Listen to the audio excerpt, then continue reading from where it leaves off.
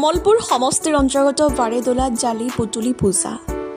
কামৰূপ জিলাৰ বাৰেদোলা ঔটোলা বড়ো চুবুৰী ৰাইজৰ উদ্যোগত গোসাইঘৰ প্ৰাংগণত অনুষ্ঠিত এই জালি পুতুলি পূজা ২৬ আৰু ২৭ জুনত দুদিনীয়া বৰ্ণাঢ্য কাৰ্যসূচীৰে উদযাপন কৰা হয়। পৰম্পৰাগতভাৱে উদযাপন কৰি অহা এই উৎসৱত প্ৰথম দিনা বিভিন্ন কাৰ্যসূচী ৰূপায়ণৰ পাছত নিশা বাগৰুম্বা নৃত্য, বাৰেৰহণীয়া সাংস্কৃতিক দলৰ দলীয় নৃত্য প্ৰদৰ্শনৰ লগতে মুখ্য আকৰ্ষণ হিচাপে আমন্ত্ৰিত খেৰাই নৃত্য দলৰ নৃত্য প্ৰদৰ্শন কৰা হয়।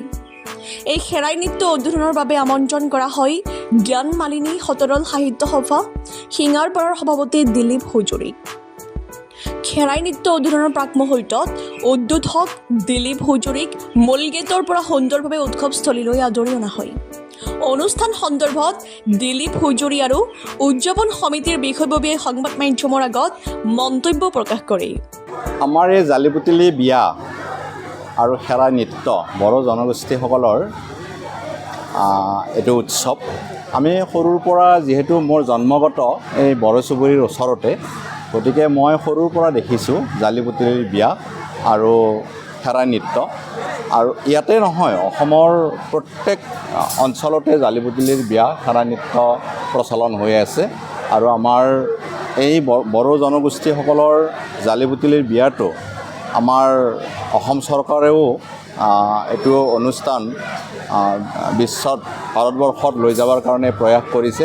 আজি আমাৰ এই জালি পুতুলিৰ বিয়াত আজি আমাৰ এই বাৰেদোলা ঔটোলা গাঁৱত মোক খেৰাই নৃত্য উদ্বোধন কৰিবৰ কাৰণে নিমন্ত্ৰণ কৰিছিলে। সঁচাকৈ মই আপ্লুত হ'লোঁ। ইমান সুন্দৰ অনুষ্ঠান, ইমান মানুহ মানে দেখি সঁচাকৈ মই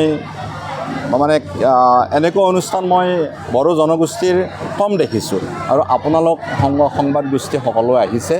এই জালি পুতুলিৰ বিয়া খেৰাই নৃত্য কিনো, এইটো আপোনালোকে সংবাদ মাধ্যমৰ জৰিয়তে অলপ প্ৰচাৰ কৰিব লাগে।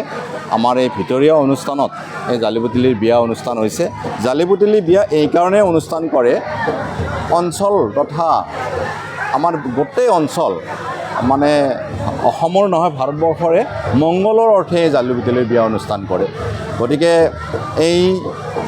এই অনুষ্ঠানটো আপোনালোকৰ মাধ্যমেৰে প্ৰচাৰ হওক, সেইটোৱে মই আশা কৰিছোঁ। বাৰেদোলা ঔটোলা বড়ো চুবুৰীৰ উদ্যোগত বিগত বছৰবোৰৰ দৰে আমি এইবেলিও বাৰেদোলা ঔটোলা বড়ো চুবুৰীৰ উদ্যোগত আমি জালি পুতুলি পূজা উদযাপন কৰিছোঁ। আমাৰ এই জালি পূজা দুদিনীয়াকৈ আমি অনুষ্ঠিত কৰিছোঁ।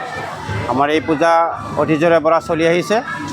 ইয়াত যিহেতু আমি বাৰেদোলাত এই বৃহত্তৰ অঞ্চলত এটি বড়ো চুবুৰী, আৰু এই বড়ো চুবুৰীৰ আমি যিহেতু এই অঞ্চলৰ ৰাইজৰ লগত বিভিন্ন অনুষ্ঠানৰ লগত ওতঃপ্ৰোতভাৱে জড়িত, আৰু তেখেতসকলেও আমাক ইয়াত সহায় সহযোগিতা আগবঢ়ায়। আমি আটাইয়ে লগ হৈ এই অনুষ্ঠানটি ইয়াত অনুষ্ঠিত কৰি আহিছোঁ। সকলোৰে সহায় সহযোগ আমি পাই আহিছোঁ।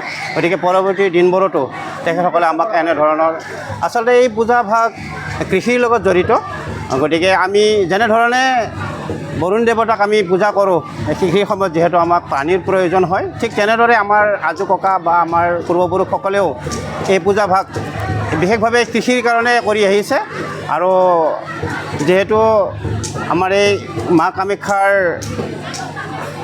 লগত জড়িত, গতিকে এই পূজা ভাগ আমি কৃষিৰ লগত জড়িত, গতিকে আমি প্ৰতি বছৰে এই পূজা ভাগ কৰি আহিছোঁ।